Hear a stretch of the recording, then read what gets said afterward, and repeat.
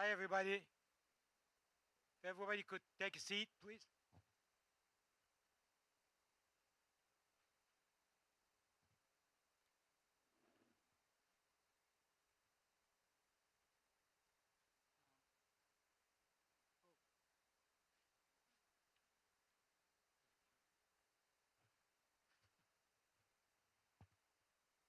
Good evening, everybody.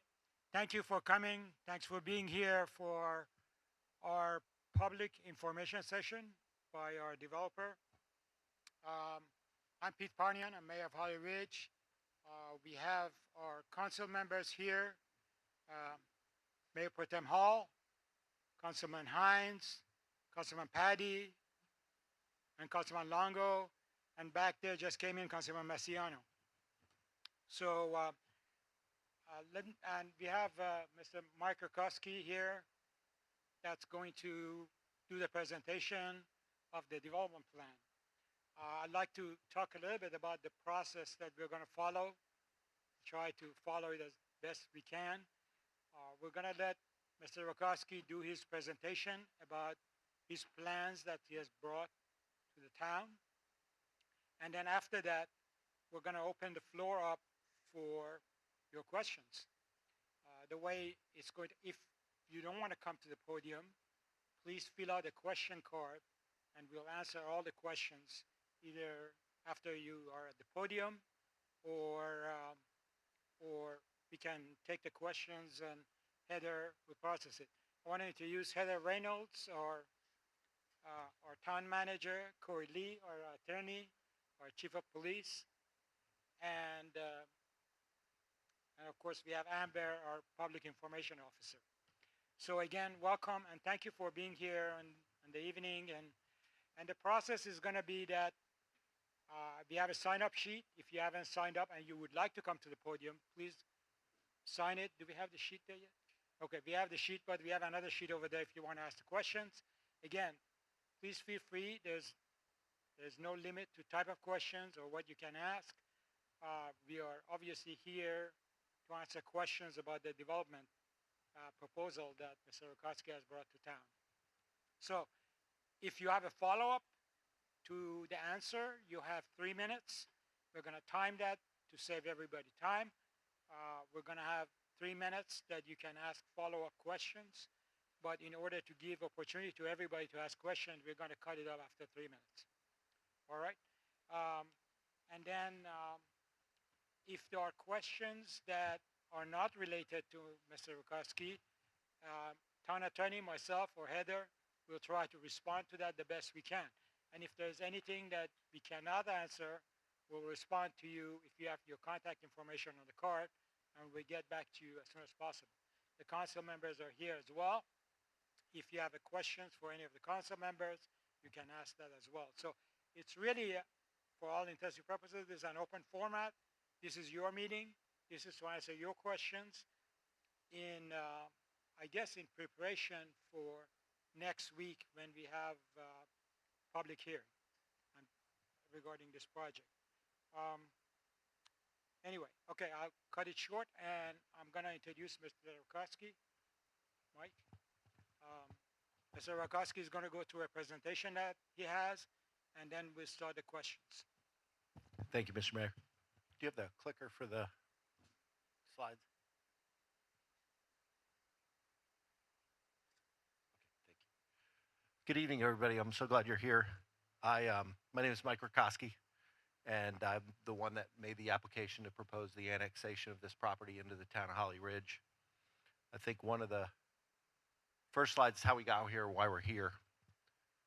About a year and a half ago, I met a gentleman, and we started talking about the need for housing in Holly Ridge. At the time, he was the executive director of the Joe Ed Partnership, expanding the industrial park. And he said, "What do you do?" And when we started talking, I explained I have a passion for the power of home ownership. My mom had me at 16 years old, and my parents got married, and I moved about a dozen times through my school career, and it was all over affordable and workforce housing, lack of which. And so I was blessed with a skill set and got into real estate development in the real estate world, and I've always had a passion to help solve that problem and create stability.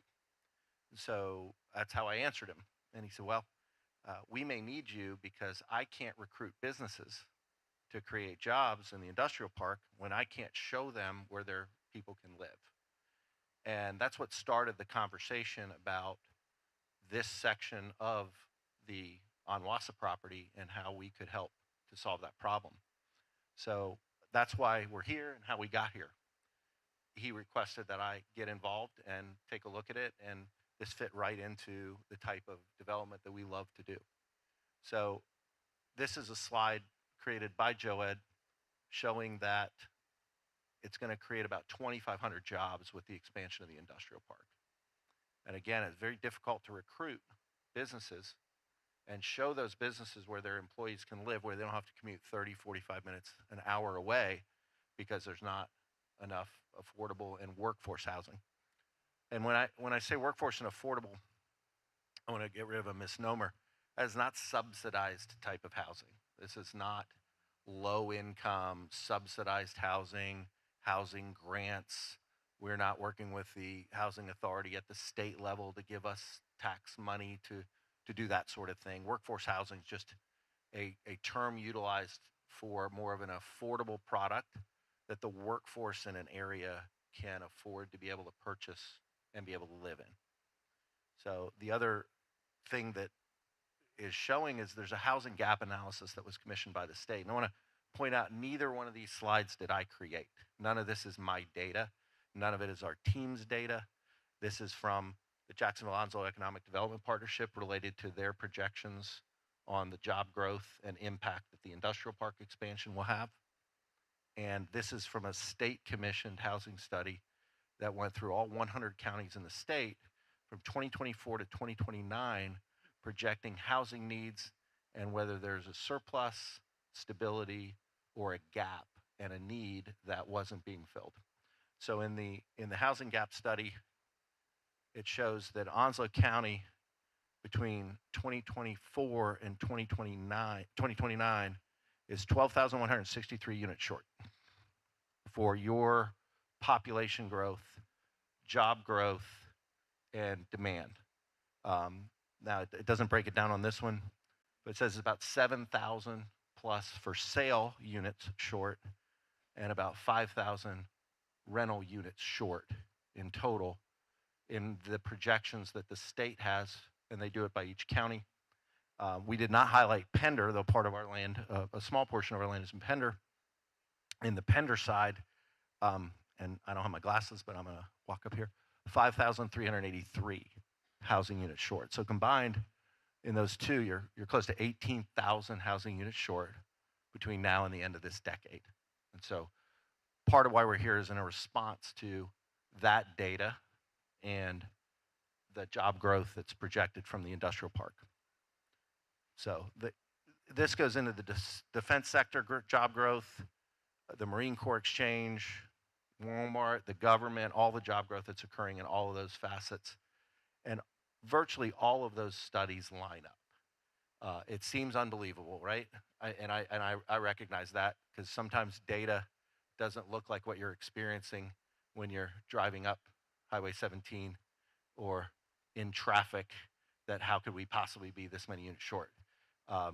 You can be that many units short and also have some roadways under construction that need to catch up for that sort of thing. And I'm going to get into what we're required to do for this development relative to traffic impact and DOT permitting and those sorts of things shortly with what we have to go through to be able to do this type of development. So why annexation? How many here live in a neighborhood that has a homeowners association? Right. Good bit of you, right? So why annexation? We're here voluntarily asking to come into the town of Holly Ridge, come under its zoning and its rules and its inspections, and also then pay taxes to the town of Holly Ridge instead of just being in Onslow County, which we can apply to Onslow County for site plan approval and zoning through the county and not do that. And part of that is we thought it was the right thing to do. The town of Holly Ridge is operating in part of the industrial park So it's a big deal that we're going to be bordering town. So I thought I'd give an example of why I thought that was fair. I live in a homeowners association as well in a neighborhood. So this tract of land is for sale right now, right next to Summer House. Summer House is a voluntarily annexed satellite portion of the town of Holly Ridge. So I want you to imagine for a minute, this tract of land borders all of the town. And if they go to the county and they say, I want to be zoned for this many units, you have to drive through one of the Summer House roads to access this tract, which my understanding, and I'm not involved in this tract, by the way, I'm not trying to do anything with this tract of land. It's just an example. But if that site were to say, I'm going to use Summer House's roads, I'm going to use their amenities, I'm going to drive on their roads, but I'm not going to be part of your architectural review, I'm not going to pay any homeowners dues, and I'm going to build this with different requirements, that doesn't seem very fair. I think you'd be pretty upset. I would be if I lived in a community and a tract of land next to me was going to do that. So we thought it was fair to make a voluntary annexation request because we border the town of Holly Ridge. There's not really a lot of other stuff going on around this site. We don't border any other neighborhoods. Border Highway 50, and then across the street from Highway 50 is federal government land for the base, and then in the other side is Pender County and mostly timberland. So the only town we border and the only thing of consequence that we border with this development is the town of Holly Ridge and the Camp Davis Industrial Park and Highway 50. So in our thinking that it would only be fair that we said, hey, subject us to the town of Holly Ridge's rules, their zoning, their inspections, and their guidelines. Because we're pretty far away from Jacksonville. We're very close to the town of Holly Ridge. And it would be, to me, very synonymous with having a tract of land, border homeowners association, utilize their amenities, i.e. your parks, drive on your roads, and do all of those things, but not contribute anything at all to that homeowners association. So to me, that's why we're requesting the annexation. We have an annexation development agreement with the town, a draft, which has to be voted on by the council, which puts a lot of guidelines on us and does not ask for any money from the town. There's been other developments in Leland and other areas where the town actually contributes to the developer's expenses in return for the revenue growth of a voluntary annexation. We have not asked for a dollar from the town to contribute to all the things that we're going to be required to do. I believe that draft of that development agreement is public and can be requested if you'd like to see it. I put some requirements on us related to development timelines and continuous development and a bunch of other things that are in that development agreement that's drafted. That'll be part of the vote that goes forward to council and is a public document. So it's not a one-way street. Bring us in and we'll immediately be able to go and start developing. This is a multi-year project. It'll be at least a year to a year and a half before any what I call dirt is moving. The voluntary annexation and the zoning assignment is essentially the beginning, not the end of what we have to go through. And I'm going to go through some slides that explain the intensity of what we're going to be required to do with so many different permitting and government agencies. So the project itself, I think you all have seen a bunch of these things. We have it potted out. If you look at this, does this have a pointer on it by any chance? Okay. So the upper light blue section is our proposed commercial. That'd be future commercial. It's about 30 acres. That proposes the frontage. The site next to it, immediately to the left, we are in conversations with Onslow County Schools. They have all of our surveys, our wetlands analysis, all of the things. We're one of the fastest sites that they can meet to start a new elementary school. I think they're proposing about 109,000 square foot new elementary school.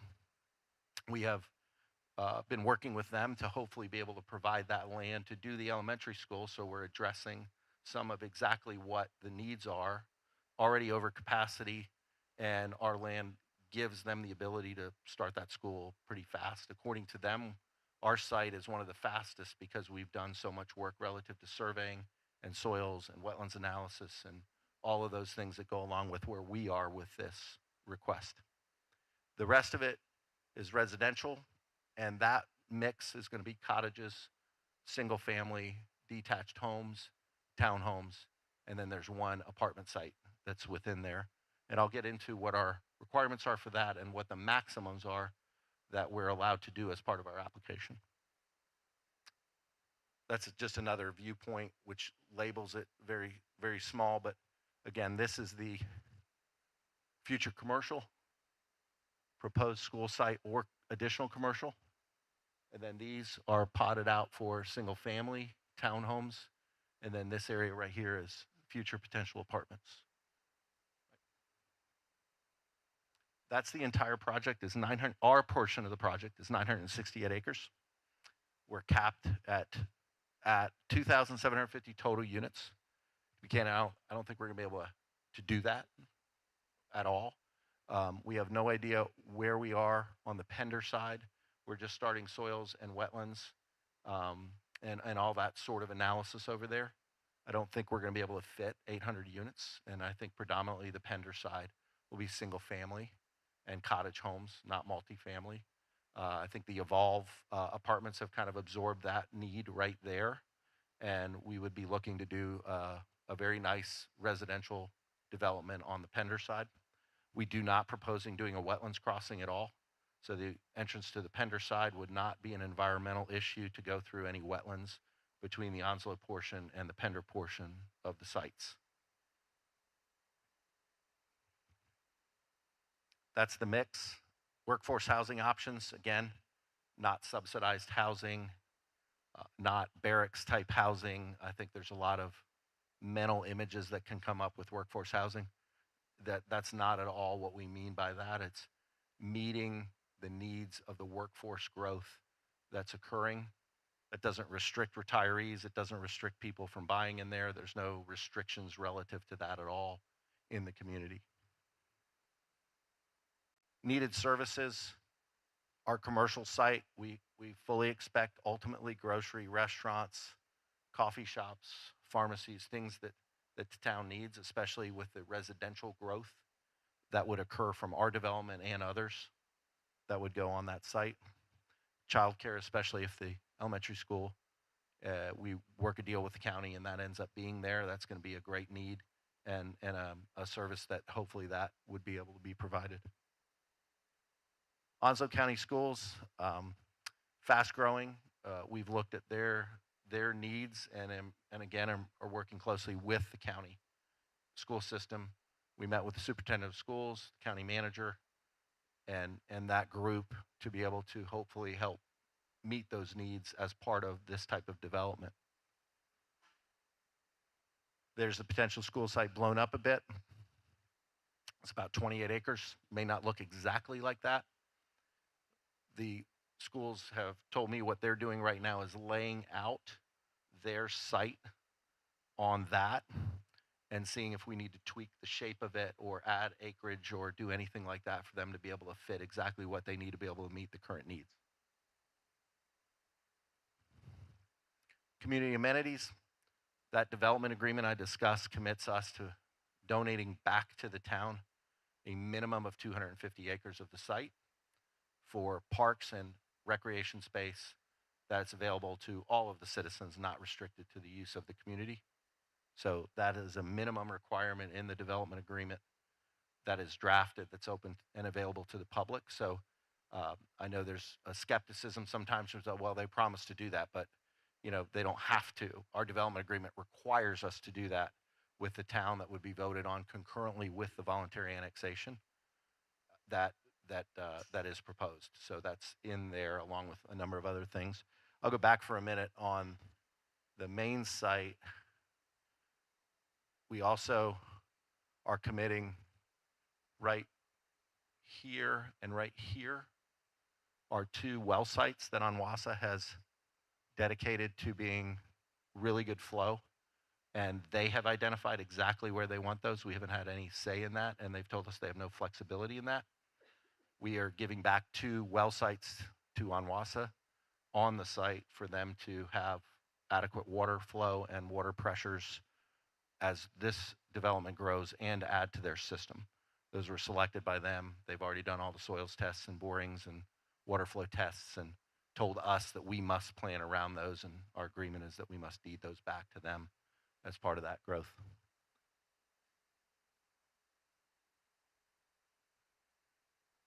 Permitting and regulatory, I mentioned earlier that when you vote, if we get the vote to be voluntarily annexed in, it's really the beginning of the process. We have to go through an inordinate amount of permitting and design work by agencies at the local, state, and federal level to be able to get all of those permits. And again, the voluntary annexation request seems to be a fair thing for the residents of Holly Ridge to not have this large of a development bordering the town and us not having to do anything with the town at all, to be able to go straight to the county and they have full control.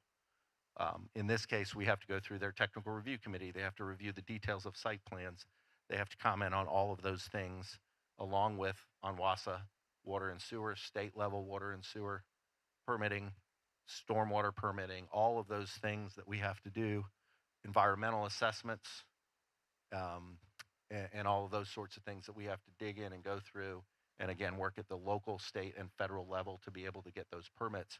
So that site plan, in many cases, will look summarily. That site plan for the Onslow side was with a full wetlands delineation and a lot of things where we've done that aren't required at this stage, but we are so far along that we have a high confidence level that it's not going to look substantially different than that. So this is not like thrown on a map and then we find out there's all these wetlands and all these things, and that site plan changes substantially. We've had the Army Corps of Engineers on the site with our consultants on the wetland side. We've had our environmental consultants all over the site to ensure that we're doing things exactly the way we're supposed to do.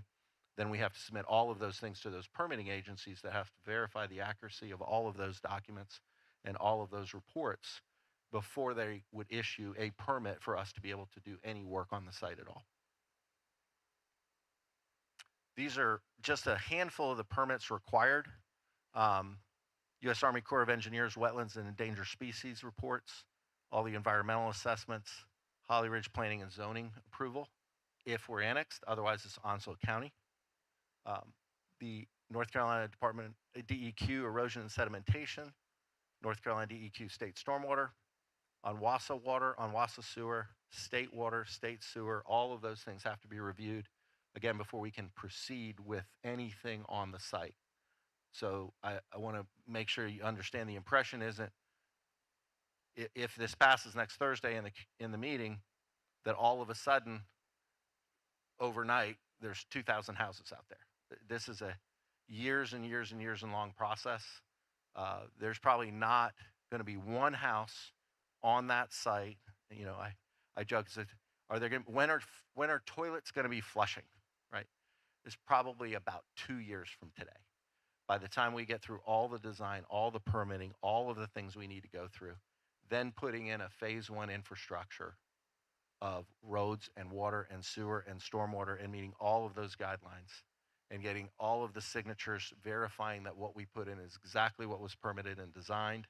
Then to build the first homes, we're looking at about 2 years from today. So I don't want anybody to think all of a sudden they vote either yay or nay. We either yes, and we start moving forward with our permitting process, or no, and we make submissions to the county, that all of a sudden overnight that there's a massive development sitting there. This is a multi-year process. Then on the other side, we have to get what's called NPDES certification for erosion control, sediment control. Onwassa comes in and inspects and does engineer certification for all the water, all the sewer, engineering review as-built. So when you go to record a map, many of you said you live in a subdivision before. They could record the map and create your lot to build on. You have to have as-built, meaning engineers have to go back out and they have to re-inspect everything that's in. They have to match it to the permit design. They have to ensure it was built exactly the way the permit says, and then they can sign that.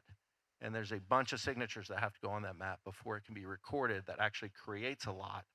Then once that lot is created, you can pull a building permit. So it is an inordinately detailed and rigorous process that we'll have to go through. Geotechnical being soils, grading, streets, roads, and it says Onslow County, again, depending on whether we're successful in the annexation, either Holly Ridge or Onslow County. The environmental considerations, we have to go through an inordinate environmental report. I made that public. It's not required at this point in the process. Our environmental report was clean, along with it not asking for a phase 2 environmental report. We recognize that there is a small landfill on the or near our subject property. We knew that was there before we went under contract. That was disclosed. That landfill that was the former Camp Davis landfill is not in our portion of the property. So that's already been determined, and that is not within the bounds of the site planning that you're seeing. So, Onwassa Water and Sewer, we have applied to Onwassa. We'll work very closely with Onwassa on the things that we have to do relative to lift stations, giving those wells back to Onwassa to ensure that we're contributing and creating infrastructure that supports the development that we're doing with Onwassa hand in hand, which will be part of that permitting process, working closely with their engineers and design. So I understand there's some concerns around the environmental. We can honestly say without question that I've seen some things going around, and it's been told to me that dump site, as it's called, was not substantial, was not oil barrels and all of those sorts of things, and it is not on our property. It's right about a half a mile away from our property line. So that is not contained with any of the site planning that you're seeing related to our portion of the voluntary annexation for the residential site. I know that you guys want to see commercial. The feedback I'm getting is, when can we get some services in the town of Holly Ridge? I was involved many years ago in the Lowe's Foods lease negotiations and bringing Lowe's Foods to Hampstead as a broker. I'm also a real estate broker. And the thing that pushed Lowe's to commit to Hampstead, which was direly wanting another grocery store, was the amount of approved residential development that was on the books for that corridor. And again, having sat and met with them saying, this subdivision is approved for this many units, here's the expected time frame that's coming in. So knowing that some of the concerns that I've heard are, how fast can you do residential development? We want to do as fast as possible. I'm going to be sitting on paying property taxes on commercial land, but it's going to be preceded by residential growth. The rooftops that come into the town are what drive commercial services to make commitments to bringing services closer to the town. Similarly, if you look at the Evolve complex, the likelihood that you're going to get some commercial services is much higher now that all those apartments have people living in them and they're sitting right there. So I'm not making commitments as to the percentage of commercial versus the number of residential units, because I can't really do that because I don't have a crystal ball. But understand that I'll be sitting on vacant land that earns no income in any way, shape, or form, paying property taxes on that land until such a time as it's the right time to get commitments from commercial services. And we're going to want that to happen as fast as possible. So the faster we get to start the residential portion of it, the faster that commercial services, that grocery stores, that drug stores, that all of the things that I am told a lot of the residents of Holly Ridge would like to see in their town, the faster that gets going, the more rapid those sorts of businesses make commitments to going and coming to a town like this. So, and that's been proven over and over and over again. So that kind of finishes my my presentation, but I'm happy to take questions in whatever format we're doing. not sure where you want to go next. We have a question. As far. So thank you, Mike. So our process, as I mentioned, is for people, town manager is gonna call the names. You come up, ask your question, Mike answers it, and then if you have follow-up questions, you have 3 minutes, and then we go to the next one. Please, I don't know, how many people have signed up? 2. Oh, there are 2 people have signed up, so we have time for more questions if you are interested in asking for more questions. But let's start with the people that have signed up, and then anybody that would like to, we allow, I guess, after this is done, for anybody to make comments or questions that we can respond to. So, town manager? And I'm happy to hang out for a little while after that's done. If you want a one-on-one question at all, I've lived in Hampstead. My daughter graduated from Topsail High, and I happen to live in New Hanover County now, but you know, I'm regionally local to the area since about 1993 when I moved here. So I try to do things that I did my first development when my daughter was 1 year old. She's 22 next month, and you know, I just made a commitment that I'm not going to do anything I'm not proud to drive her through.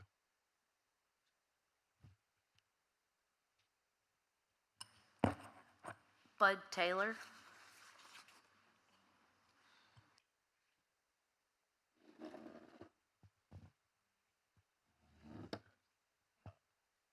Do you want me to just hand the microphone? No, Mike, just stand up, just come back in the center and you can answer the questions.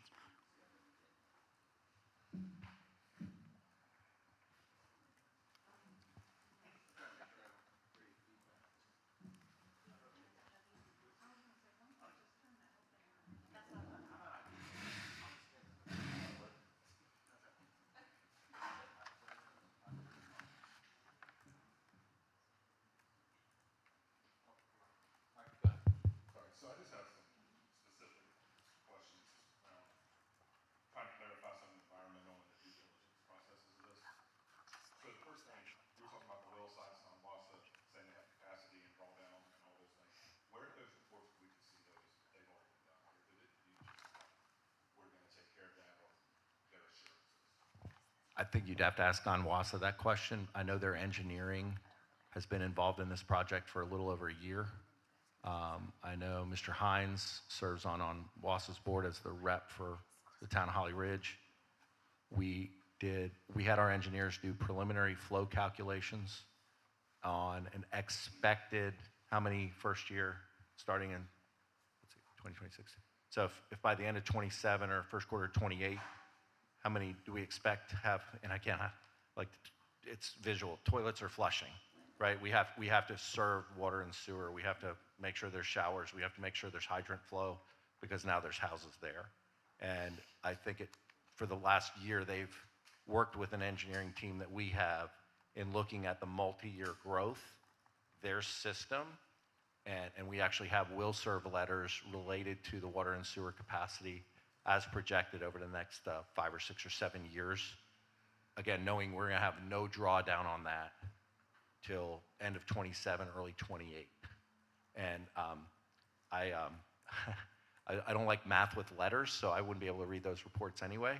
But I know the engineers and the engineering team at Onwassa have been working closely together for at least a year before, as we come to that conclusion where they know, and they had identified these well sites before I was even under contract as being the prolific areas for water consumption.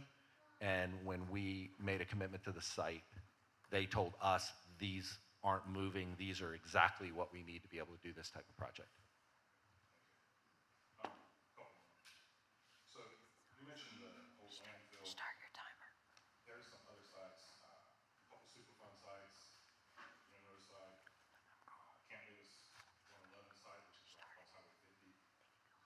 That's a forever chemical site that's under current investigation with the Navy. The 1 mile perimeter that falls well within you guys' properties.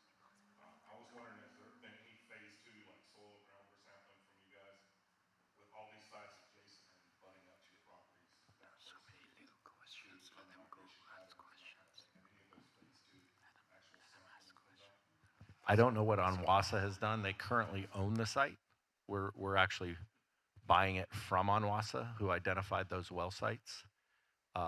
I'd have to speak to an environmental engineer on that. I know that our phase one environmental did not call for a phase two. My understanding is that the portion of the property that we have didn't have any active military operations on it. It was always just housing. So I think that as you go back in time in that report, and it goes all through the historical environmental concerns for the site, it identified that it wasn't a munitions site and it didn't house chemicals. It housed housing, barracks housing, and that sort of thing. My understanding, again, without that being my area of expertise, is that the landfill area was concrete and debris and things like that, but not chemicals, similar to, I think, some of the sites that you're talking about, that it was identified that that was not the type of waste that was near our portion of the property, but not on our portion of the property.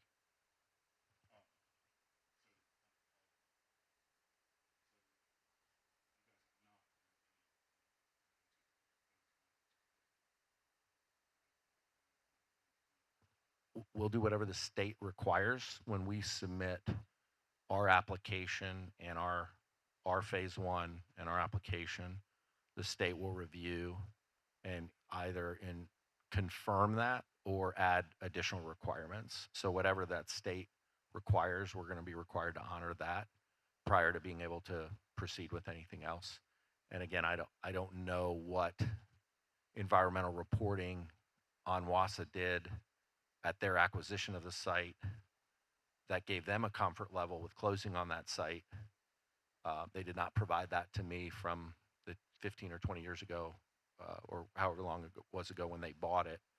But it's, again, not speaking on Onwassa's behalf, but logically speaking, to me, they mustn't have had concerns because they've drilled well sites in that area and have two proposed new well sites on that tract.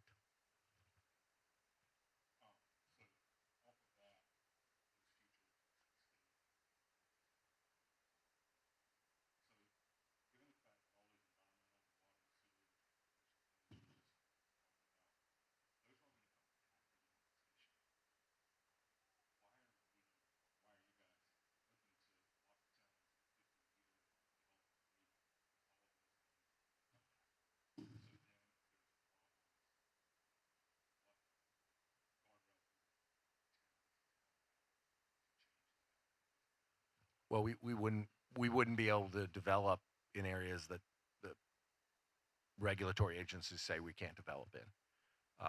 Somewhat common to have that lengthy of a development agreement in other municipalities. Part of that is we just experienced it with the virus, with COVID. You know, 3 years of pause. You experienced it in 08, 09 with a massive meltdown of the financial crisis. You experienced it in the Gulf War crisis. There can be episodes and periods where things freeze.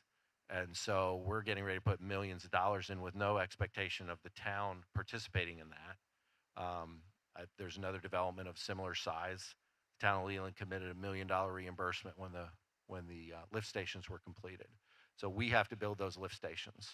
Once we get a traffic impact analysis and we submit that to DOT, DOT is going to tell us exactly what we have to do, from turn lanes, from lane expansions, from all of those things.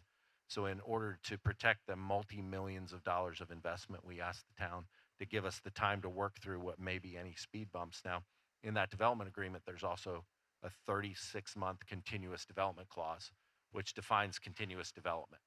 And it does give us some exceptions in that, related to if Onwassa has a moratorium because their sewer plant fails or something like that happens, we're not sitting there with millions of dollars on the line and they're like, oh, you stopped. Well, we can't, because we're waiting on Onwassa to catch up with sewer capacity or water capacity or anything like that. So we ask for that amount of time because it's tens of millions of dollars of infrastructure that we have to put in. We're submitting ourselves to the town to pay an increase in property taxes from day one on all the vacant land. It adds all of that. So we ask for that amount of time to be able to work through all of that and get through the development. Is there an expectation in any way that we're going to need all that time? No, not at all. You're welcome. Thank you. Liz Sadler.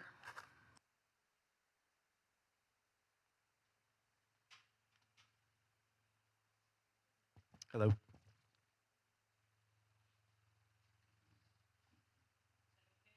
Yes, ma'am. Let's see, I'll be short, I hope.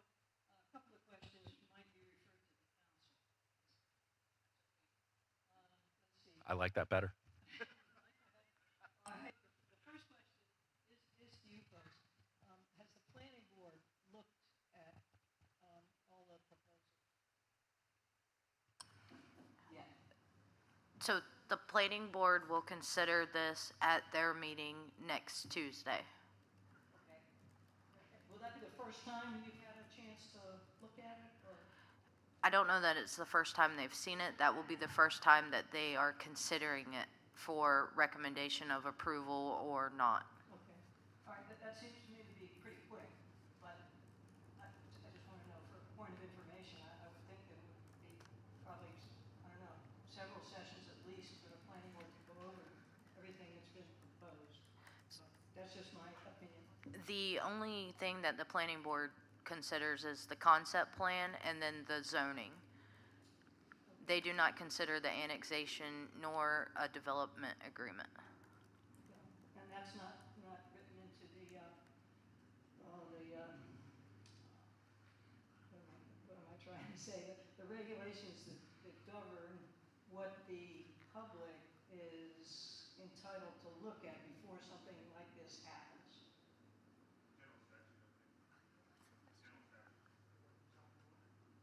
I'm not sure I understand the question.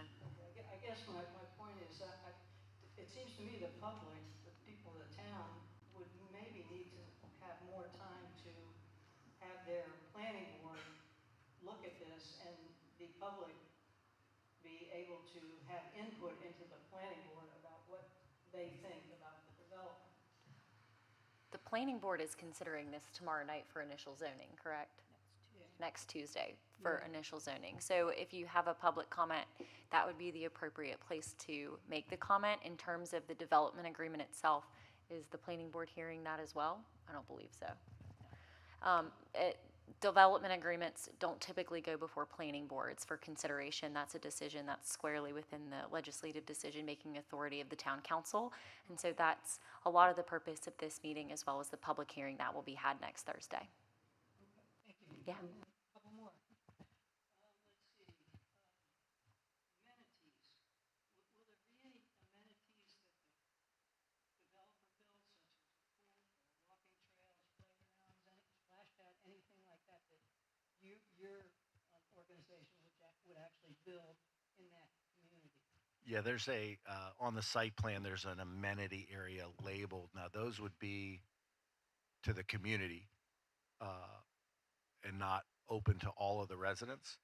But then as part of our commitment, an additional 250 acres at a minimum, and it not, and then the next question is, well, that's all going to be wetlands, right? No, we're gonna include uplands in there, and have had some experience with creating upland areas around wetlands and how to utilize the wetlands for park area. So we're committing a minimum in the development agreement that we have to donate back a minimum of 250 acres to the town for park use that's available to the public. And if you want to define the public as residents of Holly Ridge, but not just to the residents of that community. Okay, so there won't be anything specifically for the residents of that community. There will, yes. We expect for a community that size that there will be a clubhouse, a pool, obviously cluster mailboxes, and those, we expect a full amenity package for a community this size to be part of that community, yes. Will funds be put into escrow for those amenities? In other words, is there a guarantee that those amenities will actually be built by the time the community is completely finished? I think there's some requirements related to some of the guidelines that we have, and I'm not a lawyer, but I have to look at whether or not those things have to be bonded or that sort of thing. But our expectation in all the conversations that we've had is that the feedback we've gotten is residents are tired of being promised stuff and then it never happens.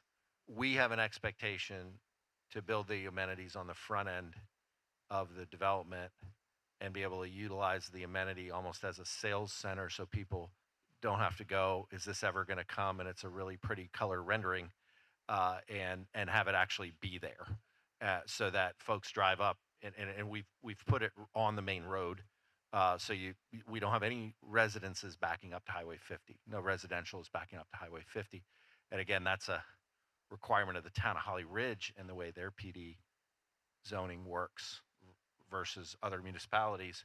So it's planned to be that way, and our intention is to build that on the front end. Not 100% of them, because if you're doing pocket parks or dog parks or things, you don't have roads or anything in the back.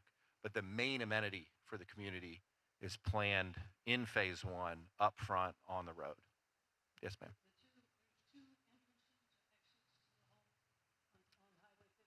There's two on Highway 50, and there's a required interconnectivity to Camp Davis Industrial Park. So in their future phase, the positive of that is if you have 2,500 jobs that are created in Camp Davis Industrial Park, and some of those workers want to live in this neighborhood, they can get to and from work and never go on a main road.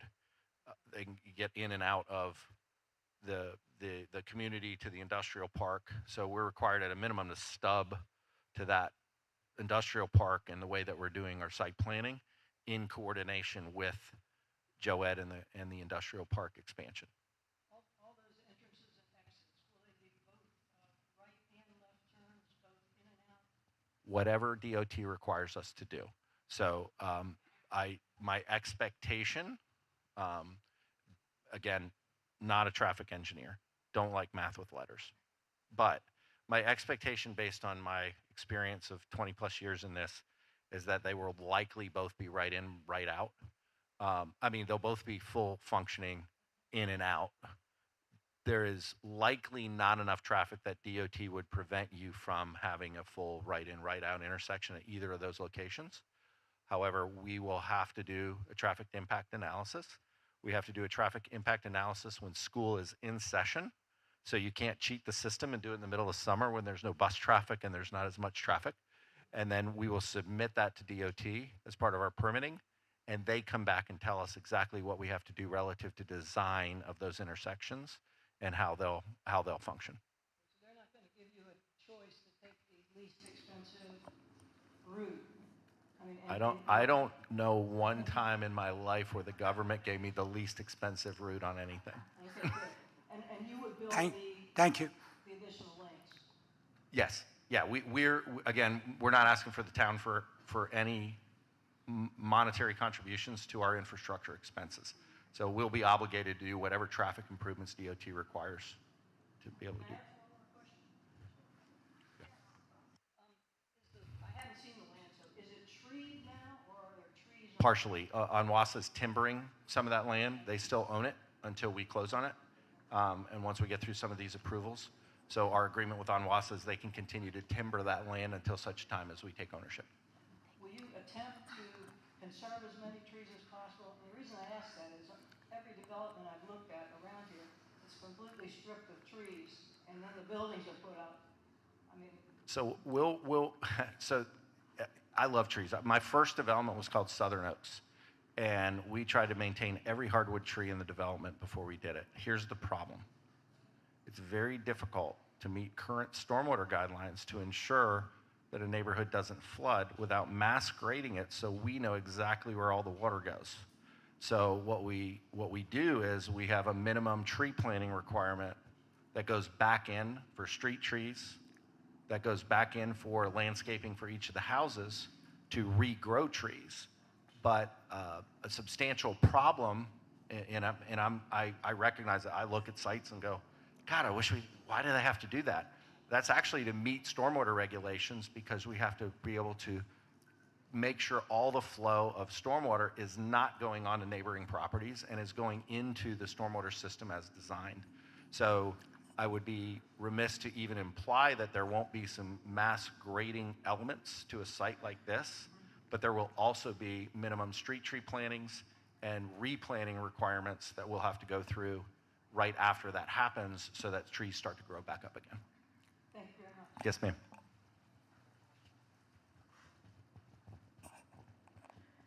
Taryn Carranza. And Mike, if we could, so it's been noted there's some hearing loss at the podium. So when a question's asked, I'm going to repeat the question so that the people who are watching can know what's being asked.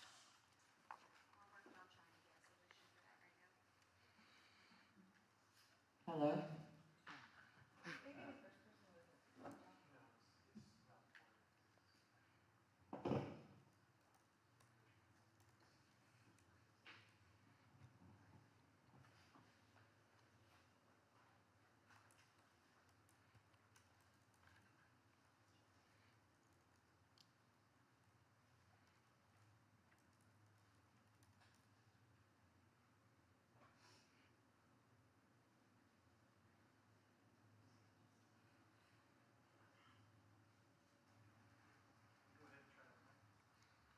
Test? Okay. So, kind of similar questions as the last, with the planning board. I was wondering, could you clarify,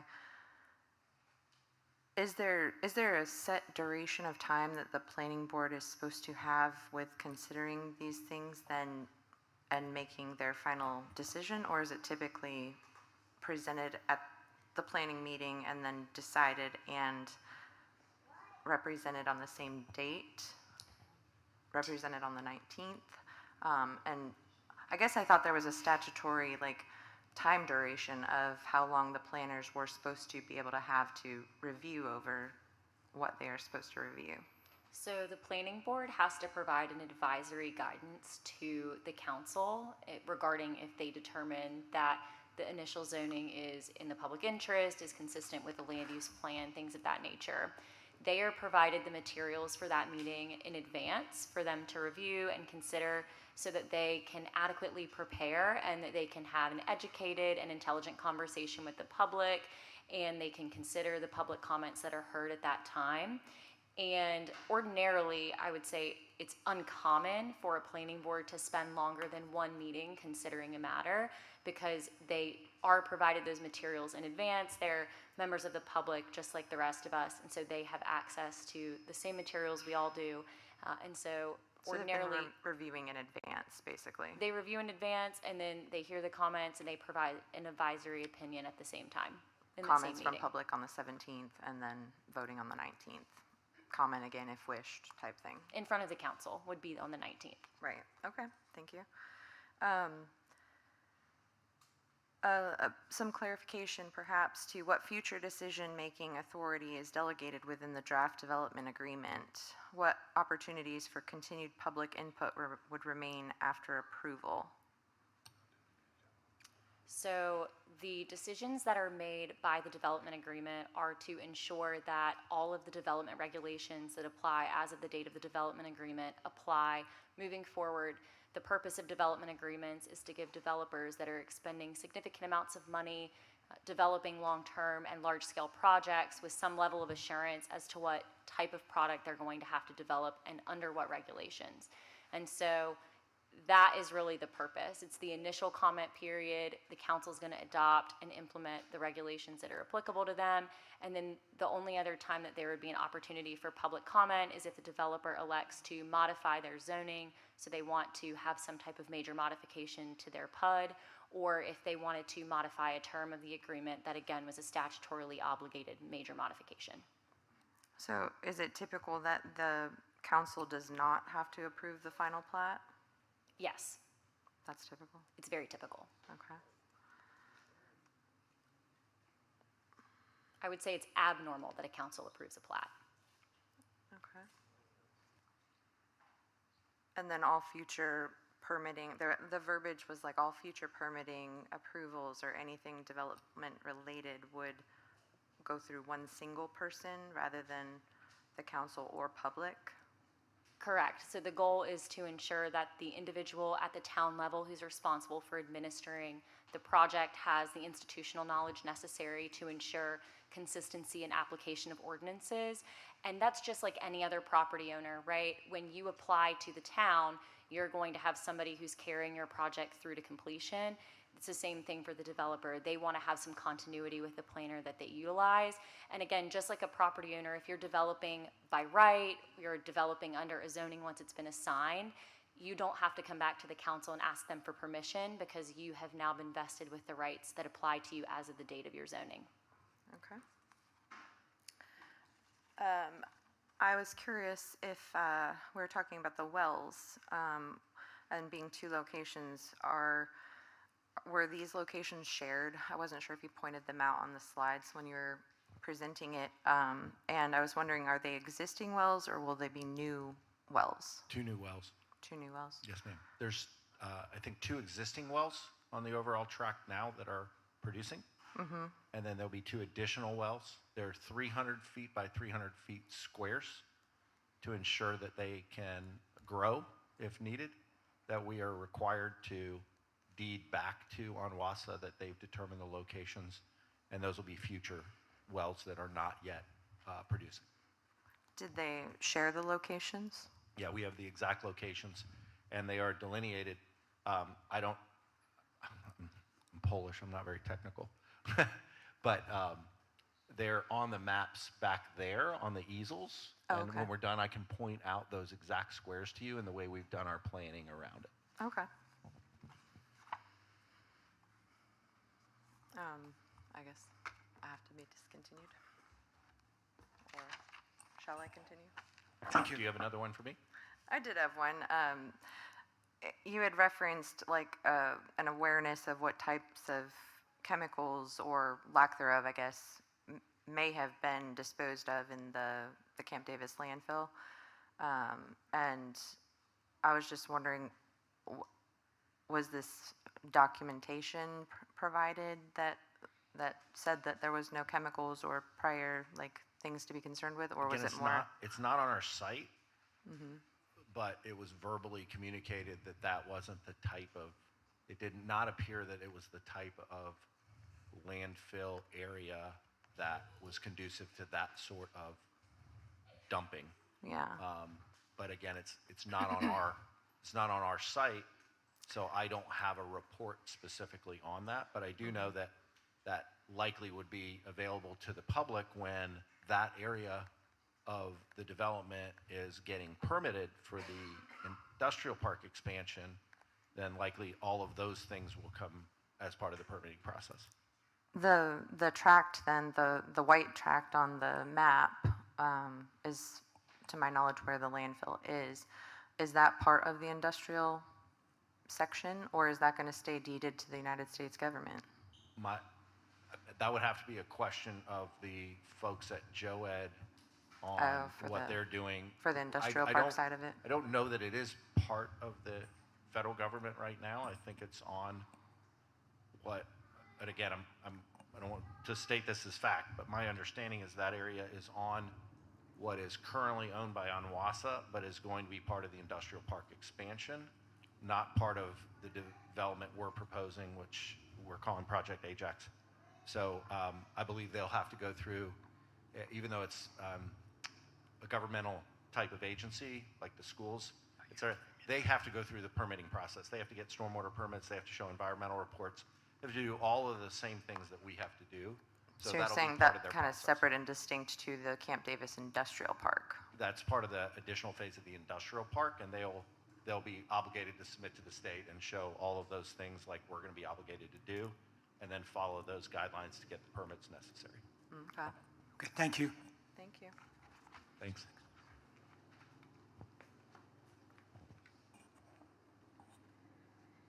And I'm sorry about the last name. Sakaitis? Okay. I get it all the time with Rakoski. Yeah.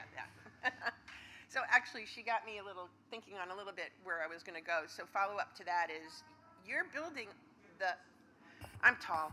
You're building the industrial park no. I'm not. No, So I don't have that's anything not- to do with the industrial park expansion. I thought you did. I thought that was part of it that was left out, no? It's labeled on there as a future phase of the Camp Davis Industrial Park, But that is not anything I'll ever take title to or develop or be part of the development team for. We're west of that, going west on 50 to the south side. Okay. And that would be ours. We'll interconnect some to the industrial park. For the but- roads. But not, we won't be developing any part of what is the Camp Davis Industrial Park expansion. Okay. So you did talk a lot about the environmental impacts, and that's my big worry. And everybody's talked about it, and I think you've allayed some of my fears, but I live here. I hear Camp Lejeune every day. I heard Camp Lejeune when I lived up in Connecticut. I have friends that were affected by Camp Lejeune that live in other places of the world now. It scares the heck out of me, and that's why I'm afraid that Holly Ridge is going to buy that problem with you. And it scares the heck out of me, and I hope it scares a lot of other people. I think the testing that needs to be done should be extremely vigorous. We're putting people on these houses, a lot of people with 2,700 houses. Very concerning to me. I would just say I agree, and I think that my understanding of what a public utility in Onwassa has to go through relative to that testing and groundwater testing and testing what's coming out of the wells as part of their permitting process is substantially rigorous, and maybe it gives you some comfort to know that a private developer doesn't get to be involved in that process, that is all your public utility that has to go through all of that, and then the environmental reports that we submit drive where and what we can do on the land relative to development. So we are not part of that, and probably in a good checks and balances. Yeah. So a little follow-up to that is, when I lived in Connecticut, I was in a very small town like this. I moved here for a reason. I don't really I'm okay driving half an hour to get wherever I need to get. Like, I'm good. But, so we lived in a community that was a lot of farmland. So again, here you're talking pesticides that were dumped at some point. You know, I had an aquifer in my backyard. Like, we were a small town. It was a rural, small town. And so when they wanted to build a school and new housing and new this and new that, they had to do remediation to the land. And the thing is, are we even talking about that? Is that in your plans if need be? I mean, they had to do 3 feet down. I've read that you can go even further down. And the other thing is, there was a school right next to it when they were doing the remediation, so what's going up in the air? Again, our phase 1 environmental report that goes back, and I think it's a minimum of 50 years on an environmental report. They do aerials all the way back. We've made the report public through the town. They have photographic evidence all the way back. They talk about all of the uses.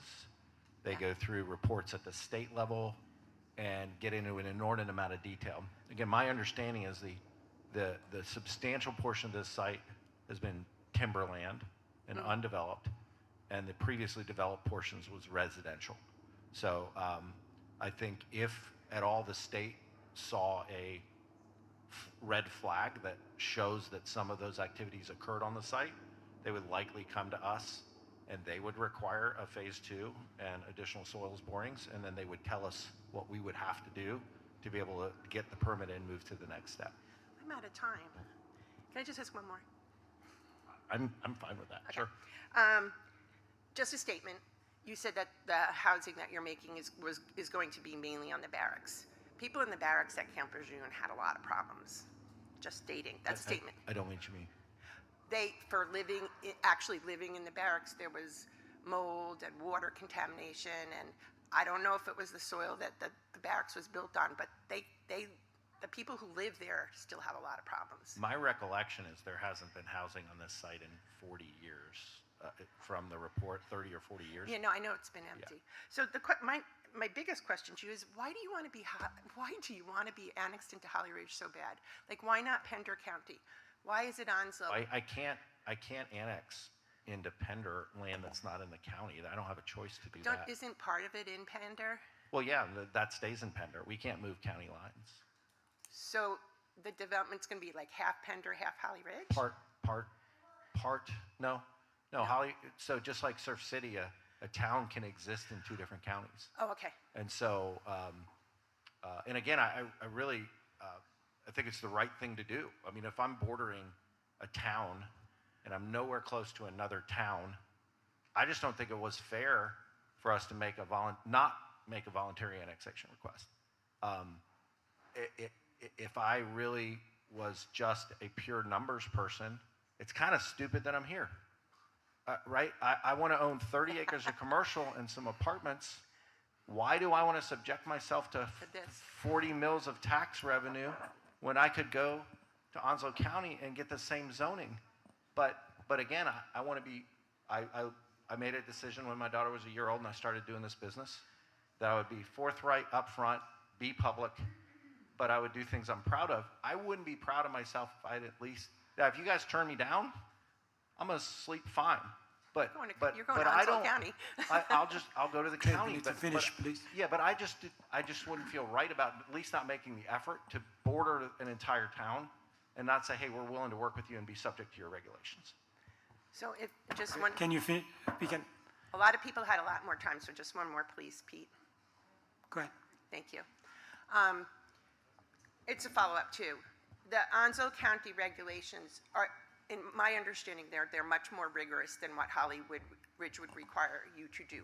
But I do hear you saying state regulations, federal government regulations. So I'm going to leave it to you to explain, kind of straighten all that out. Can you explain like how the state is, you know, how the county regulations differ from the state regulations and for contamination? That's basically my, No. Okay. My understanding, and I'm going to look at our person on our team here, but my understanding is that the environmental regulations and requirements that we go through have no relevance whatsoever whether we are or not annexed into the town. They are at the state level, and they would not be different whether we are or are not annexed. Is that correct, Ash? Yes. Yep. thank you. State or federal. That Yes, ma'am. actually helps me a little. Thank you. Yes, ma'am. Thank you, Thanks. Ann. Alicia Hawley.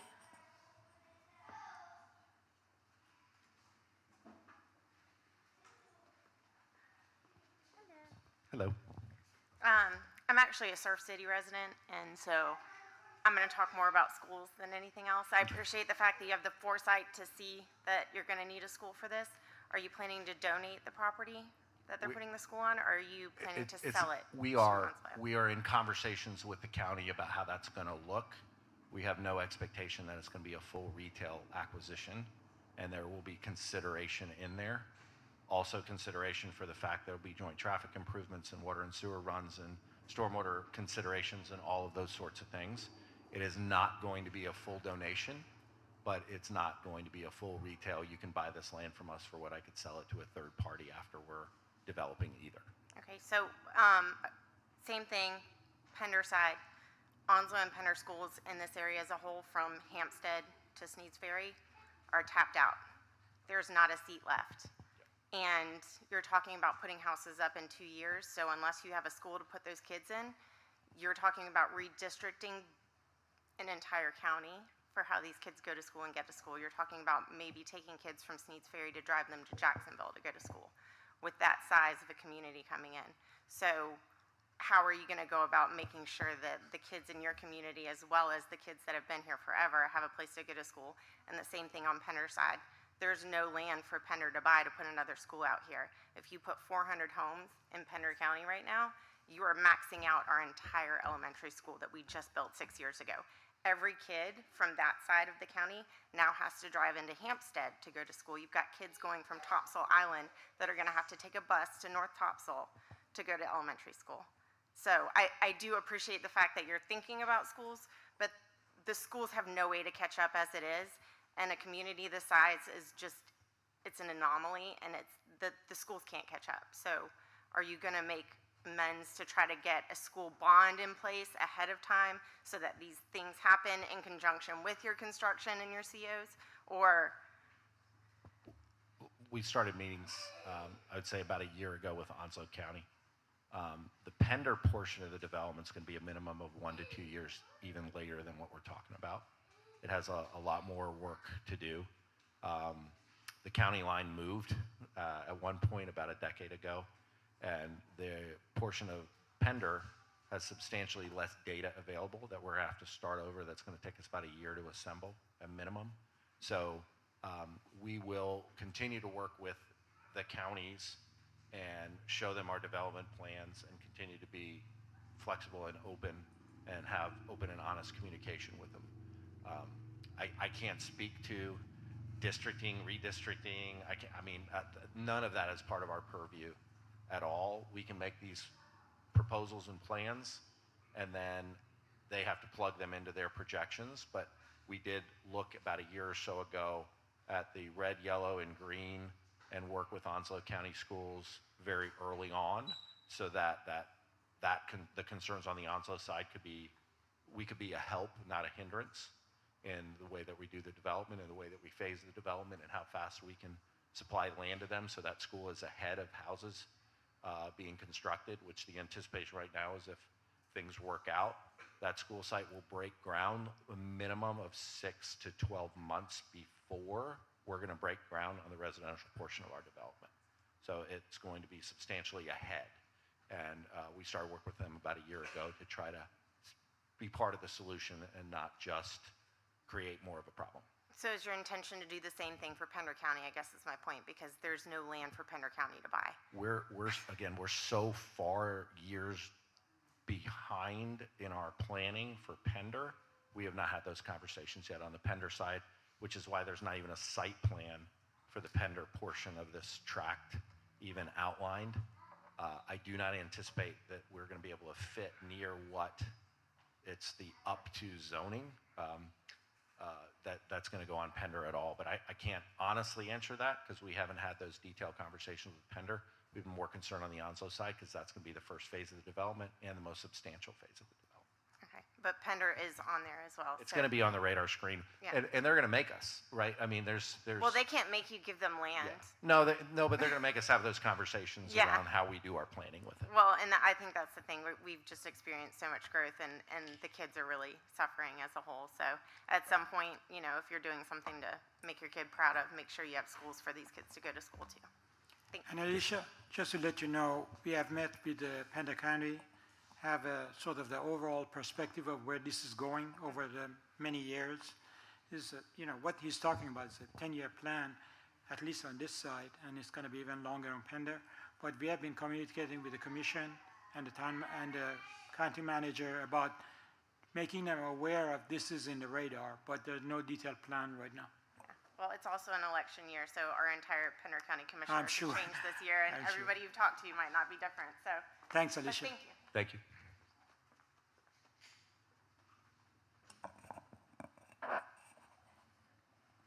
So that's all the individuals we have signed up.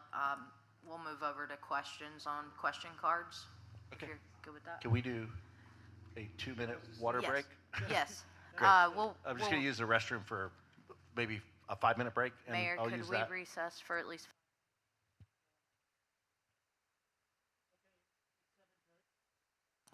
It's 7:13. Let's get together at 7:20, please, and we'll continue with the questions that are on question cards. Thank you.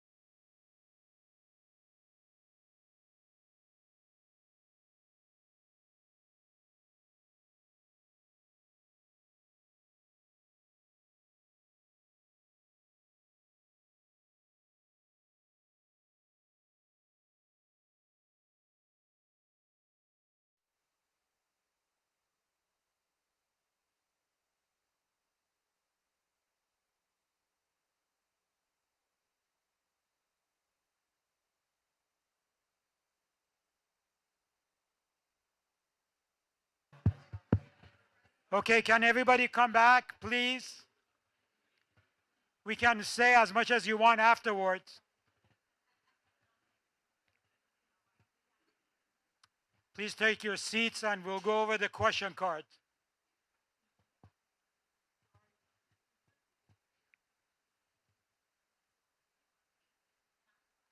Back there in the back of the room.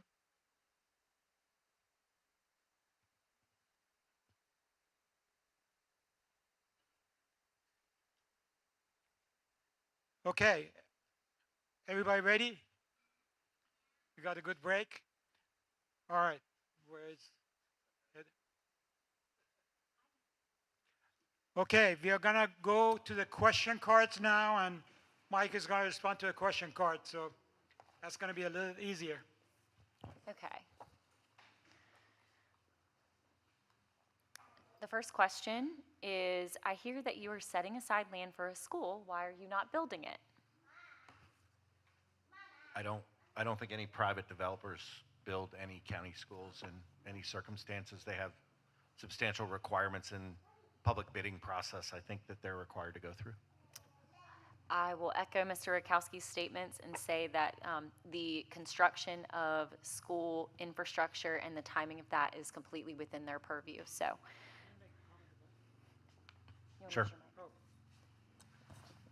Just want to make a comment about the schools. This discussion about this annexation has been going on for at least 8-9 months. Initially, and this whole annexation also has been going on for several months. So last year, this goes back to probably April of last year, when the school board published the school capacity presentation, Dixon area was the worst in the county, with red all over it in every level. And although I didn't have any approval of this annexation, I went and showed some of the projections to the new superintendent, Dr. Barnes and Dr. Gartner, and they began discussing it at that time about what to do about Dixon area. So school knows about the crisis in the Dixon area. School, 37% of the county budget is allocated to school. And the county budget is $389 million. So the school knows the problem, the school system, the county knows the problem, and they are continually to allocate the amount of money to the school system. Now, the school obviously takes that amount of money and distributes it based on salaries, operations, and new constructions. So they approved a new school system in the Dixon area, which is the elementary school that's supposed to break ground in April, and expand the middle school, Dixon Middle School and Dixon High School. But they are completely aware of the capacity issues during next 5 years, and they are in the planning stages. But other than communication, we have no other control than that. The next question is, what specific mechanisms in the development agreement require commercial or job-generating development to occur in proportion to residential build-out? Relatedly, what enforcement exists if it lags behind? I think this will tag team this. So I can't change commercial to residential without going through another public hearing process, in which case it would have to go before a planning board, and it would have to go before town council, and there'd be public notice. So I'll be restricted to the uses in the designated zoning for the commercial area.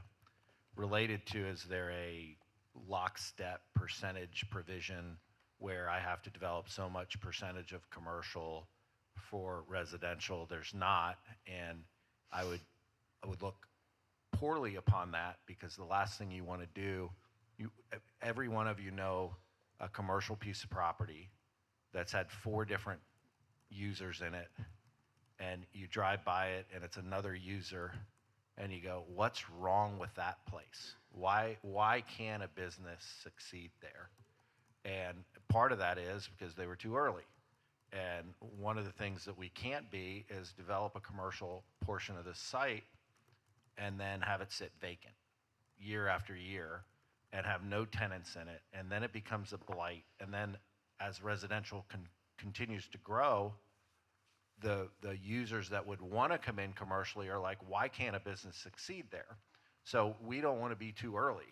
I recognize that the town needs commercial services, and there'll be a tipping point, so to speak, when our residential gets enough, when the apartments that evolve are full, and when the residential growth continues, where it'll put you guys on the map. You can see the redevelopment of that nice big gas station on the corner of 50 and 17 that happened in a year or two ago. That'll continue to happen. It's more likely, I think I said in my presentation, it's going to happen faster with the number of residential units that are approved and in process than it is if that slows down. And I wouldn't want to be sitting on vacant buildings or buildings where I'm giving such a cheap rent that we're getting the type of tenant that is willing to give it a shot because the rent's so cheap. I think that would look bad for the town. It would look bad in a development, and it would look bad trying to do a nice development.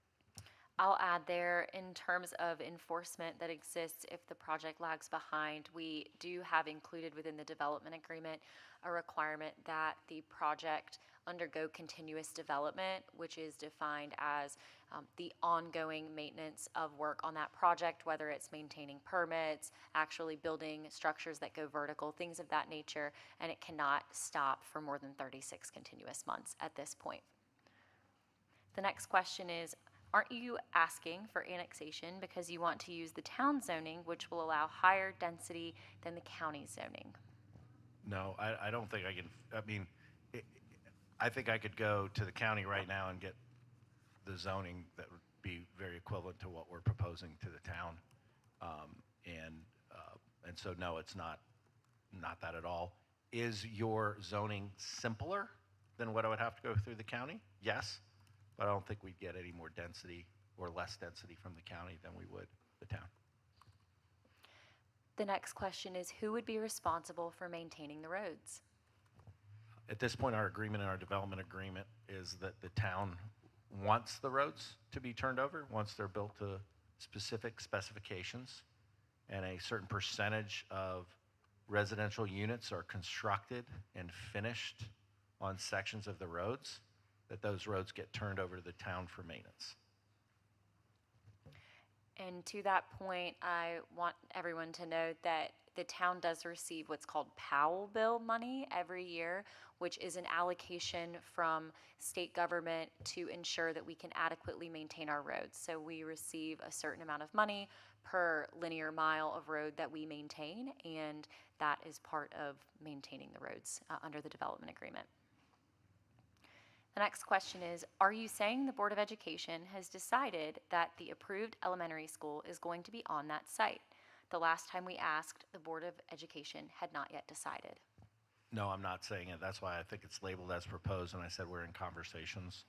I am very hopeful that they approve the site and we can make a deal to be able to put the elementary school on that site. I think it's good for Holly Ridge. I think it's good for the school system. I think it's good for the development. I'd much prefer that, but no, there is not a fully executed, committed agreement with the county. They have the topographic surveys and all of our survey data, and their engineers and site planners are working on siting the school there to ensure that they can get adequate traffic circulation for the buses and how they do their process. And then they may come back to us and say, we need you to modify your site plan slightly so we can accommodate this or that. That's the last update I had, is that's the process that they're in. But we are proceeding with those talks. And again, we will be a proponent of that, not an obstacle.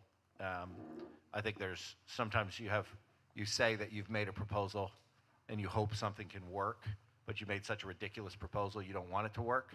It's been the opposite on this side. I genuinely hope that we get to provide the school, the land to be able to build that elementary school. I think it makes the entire development better. I think it's better for the town. I think it's better for the county school system, and I think it's better for our development.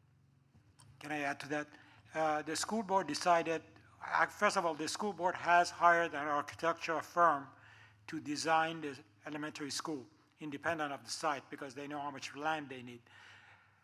The school board was deciding between 3 sites, And this is the most suitable site because it's shovel-ready. And they had decided, the school board decided that they will break ground in April of 2026, which is next April. Is that optimistic? I don't know, but really, school board has a control of that, and they're in negotiations with Mike. The next question is, will, Yeah,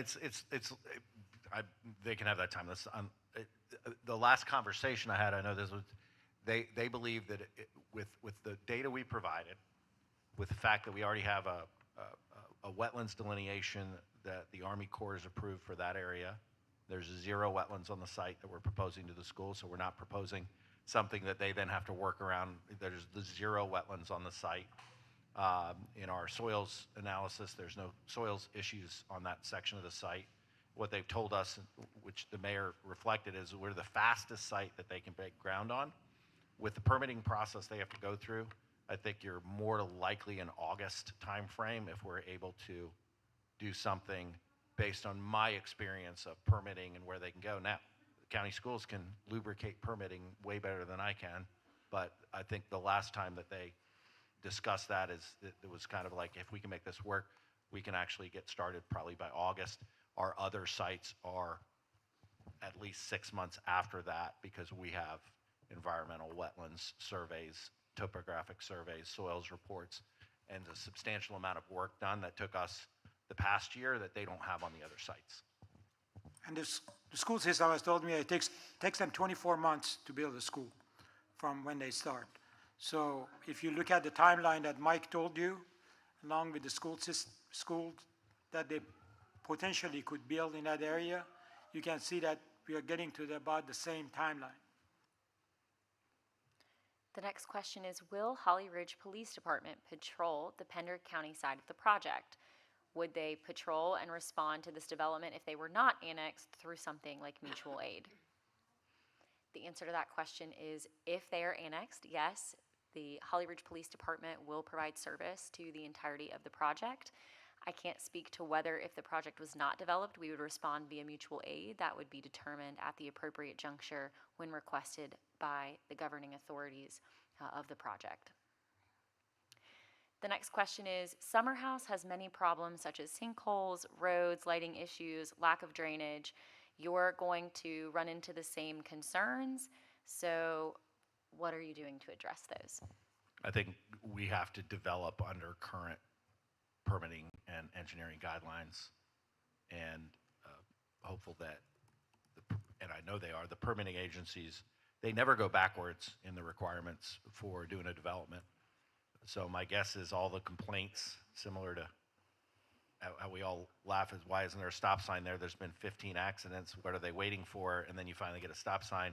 Well, every time there's an accident or an issue like what that question addresses in a development, that goes up the chain to the permitting agencies.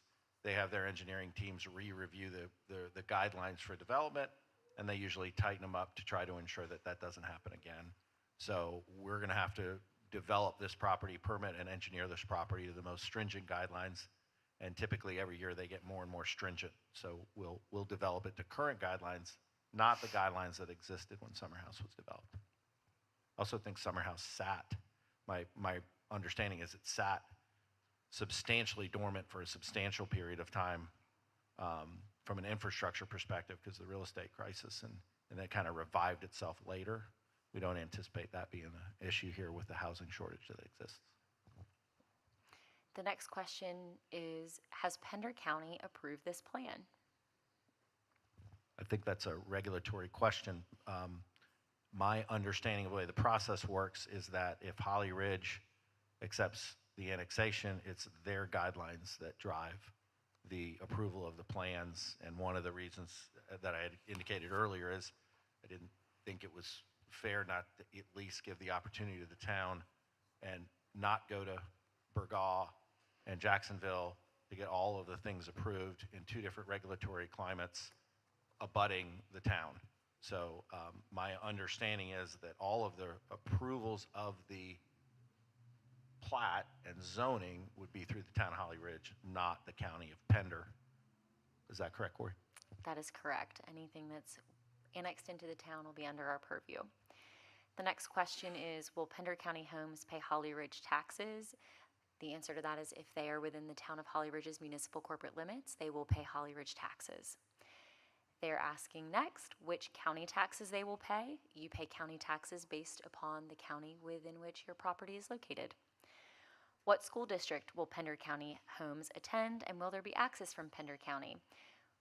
That determination is also based on your location, so you will attend school based upon where you are located unless there's some other agreement between those local governing jurisdictions.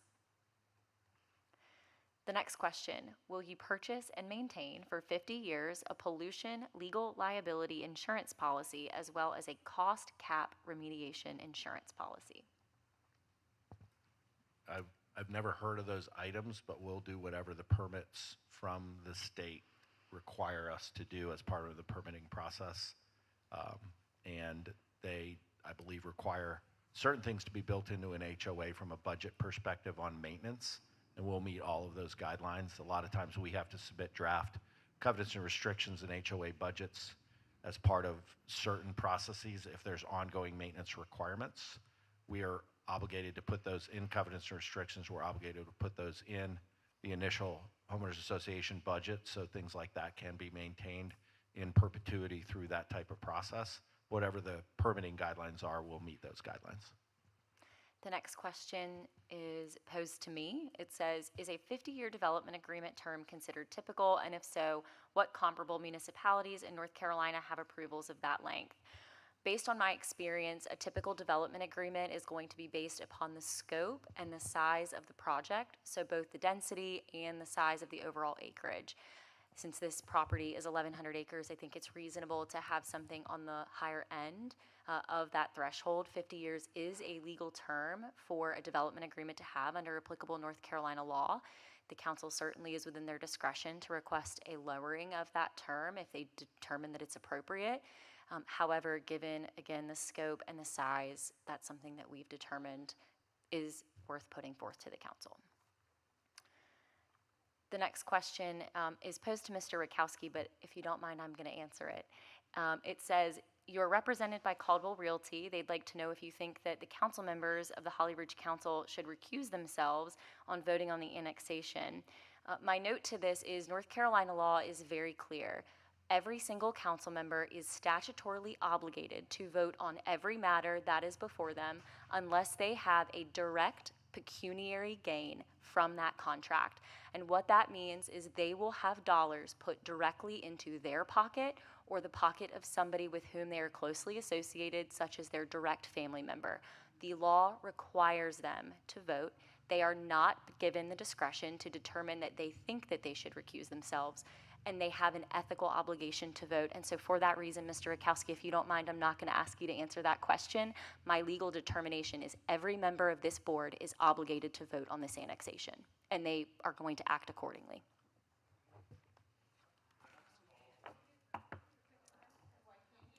Are there any further questions from the public?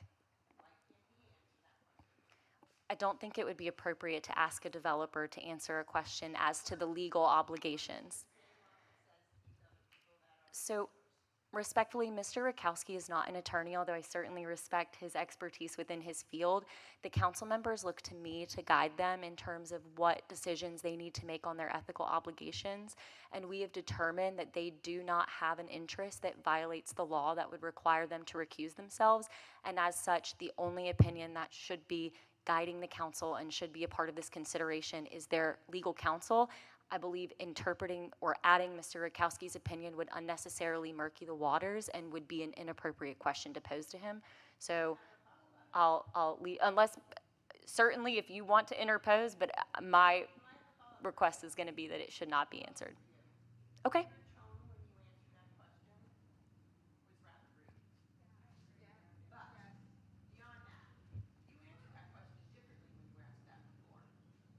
In terms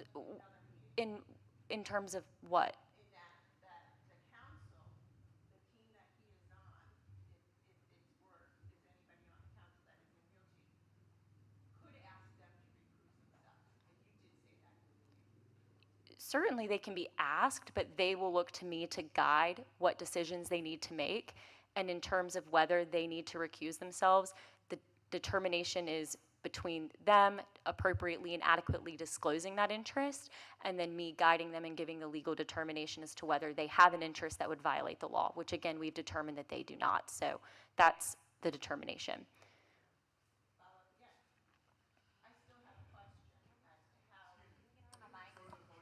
Yeah.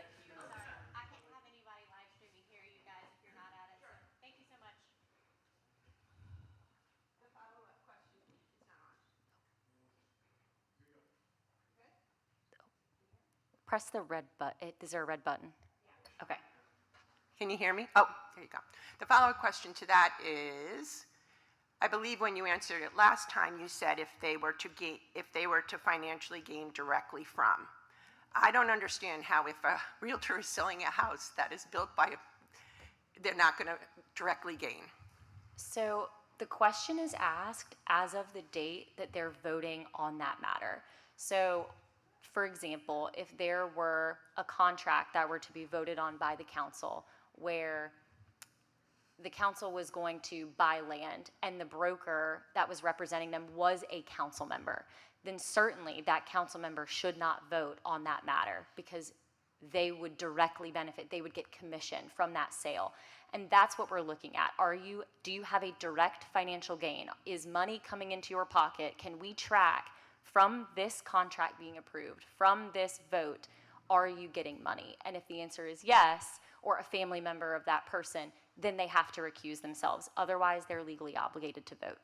So I guess it's confusing to me that the LLC that is with Destination Realty, I believe, and many of the members of the council are on Destination Realty. That's my problem. I have nothing to do with Destination Oh, I Realty. thought there. I may be incorrect then. Did somebody know better than me? They said Caldwell Baker Seekers. I am going to jump in just to alleviate. So I happen to be a real estate broker who hangs my license independently with a small real estate team at Coldwell Banker in Wilmington. I separately have a development entity which is involved here. There is no commission being paid to Coldwell Banker at the sale of this land. There was no commission offering from Onwassa, and so there's no financial consideration or commission at the sale of this land that occurs from Onwassa to any agents, including me. So I don't know where. I recognize that there are several real estate brokers on town council. There are no agreements in any way, shape, or form, and exactly the opposite. If any portion of this project is going to get listed with house sales, I'm going to list it with myself, not anybody else. So it's actually the inverse of a conflict. I sell out communities. I sold out my first development. I went to the builder. I found the builder. I proposed that they buy the lots, and then they listed with me. So it's somewhat the opposite of any potential future conflict, as I wouldn't pay somebody else to do something I've done for 20 years in another role with a team of agents that specialize in new homes and new home development. So I just want to overtly say there are no commissions being paid at the closing of this land, other than to other parties, whatever Jowett and Onwassa have commission agreements related to any agents that they have representation on. That doesn't involve me, and it doesn't involve anybody else relative to the closing of this land having any financial consideration to any other real estate brokers.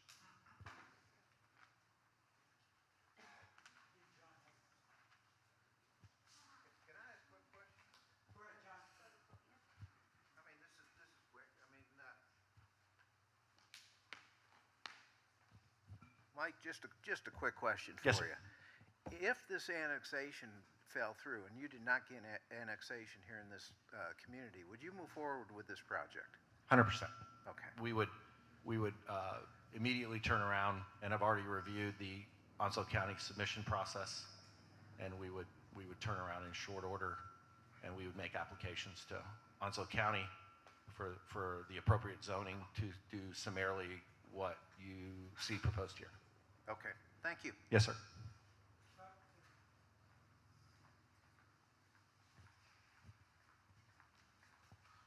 Sorry, this is for council. I'm just trying to get some clarity. We were Yeah. talking about the conflicts of interest. Yeah, I agree. I don't think that the real estate thing is a conflict of interest because it's a general, like, prospering for Right. everyone. Of course. But I do have a question.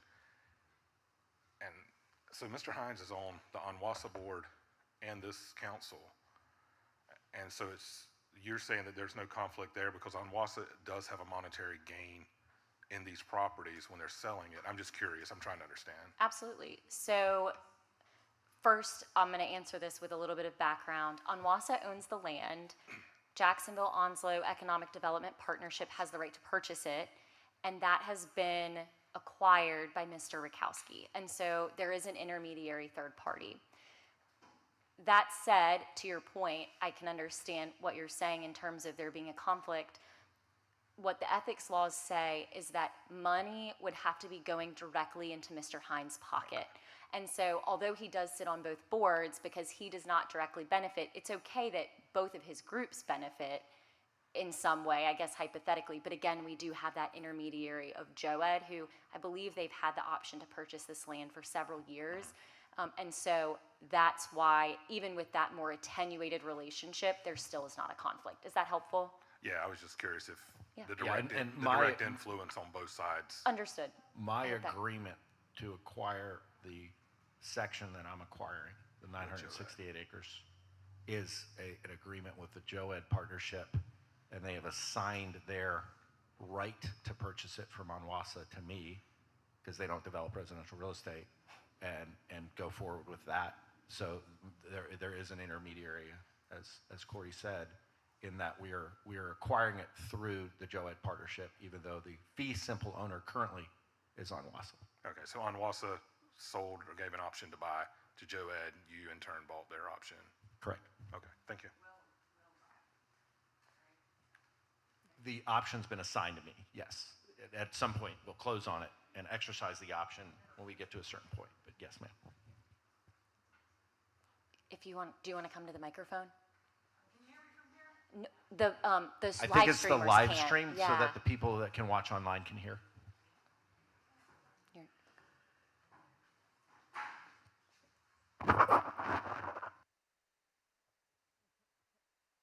Test, how's that? Who will provide the sewerage? Onwassa will provide. water Onwassa and will sewer. provide that. Yes, ma'am. Okay, thank you.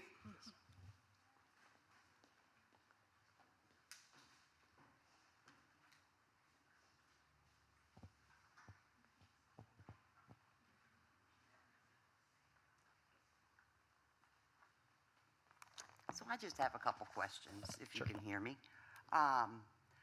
The slideshow that you showed throughout the thing, will that be available to us? I couldn't read it. Sure. Okay. Yeah, I and where don't, do- however the town wants to do that, I have, we sent that slideshow to the town, and there's nothing that I try to make everything public. Sure. Okay. I know that you said that for simplicity and environmental and all that jazz, you have to take all the trees down, and I'm not a PETA person, I'm just saying, but I am concerned about the welfare of the wildlife. Sure. We do have to do We an do have endangered species. eagles around here and hawks. I have 2 hawks at the Onslow County Shelter every day. So I'm just concerned, do you all not care, or? We have to do an endangered species report and that kind of reporting where they look for all of that and they give us a report on that. So we have to identify that, and I think the I will say infamous or famous case is how they labeled Eagles Watch in Hampstead because there was an eagle that was found, and then there was a radius around the tree where the nest was that could be untouched, and that had to become common area, and we'll have to abide by those environmental guidelines with any sort of Endangered. endangered species or creatures that have to be found. Okay. Then we'll have to work around that, and that's That's an example. There's examples, which we don't have here, of woodpeckers, and then we'd have to follow those guidelines if they saw that or we're in that zone where there's nesting trees and you can't do this and that. Right. And so we'll have to follow all of those guidelines. Okay, now, the last question I have is probably not a nice question, but the town of Holly Ridge in the past has not really followed state guidelines. How can we be sure that you're going to do that now? And Heather knows what I'm talking about. Miss April, if you could expand on what state guidelines have not been followed? The dual meter on a property. The dual what? I'm The sorry. dual water meter. So one for landscaping, one for in the house. So that is, yeah, and I gave that, the whole law to Pete, and, So that's an OMWASA policy. see, and then Onwassa says it's the town of Holly Ridge. Now, my interpretation, and your lawyer can answer this, is that it is Holly Ridge's, Holly Ridge has to make sure that North Carolina state guidelines are met. Because you all issued the permit, you all did the inspections. So I'm not sure exactly which law you're referring to. I wish I knew all of the laws, but I do not. So I'm glad to look at that up and to follow up and let you know in terms of the two. I can send it to you tomorrow. That'd be great. Yeah, that'd be great. What I will say is, It just fell through the cracks, I think, and I'm not the only one in my neighborhood that it happened to, but I'm paying sewer right now, I mean, in the summer, on water in my lawn. and I think in large Yes, I part am. that likely is a discussion with ONWASA, although I understand you said they've kind of punted it back They to us. did. So it very well may be one of the situations where we look to Councilman Hines, who is our liaison and serves on both boards, who he could potentially assist us with having those conversations to ensure that that's resolved. So if you would send me that, I'm glad to give you my email, Sure. and we can assist as much as we can. Sure. Dude, I have talked to everybody. I have talked to 3 of the county commissioners. Well, some of them do. If you'll send me that law, I'll be glad to do what I can. Miss April, was that the only law that you were referencing? I'm just referring to general, state guidelines, you know. Who is gonna take, because nobody wanted to take responsibility. So, now, are you gonna tighten up your guidelines for inspections to make sure that that's all met?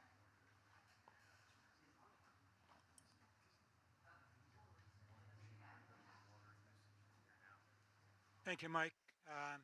Thank you, everybody, for sticking around. We are at the 2-hour mark, which we had planned. Now that you go home and you have questions, the town staff and myself and the council are available. You can reach out to any of the council members or myself during office hours or the town manager if you have any questions. Thank you for being here, and we'll talk to you soon.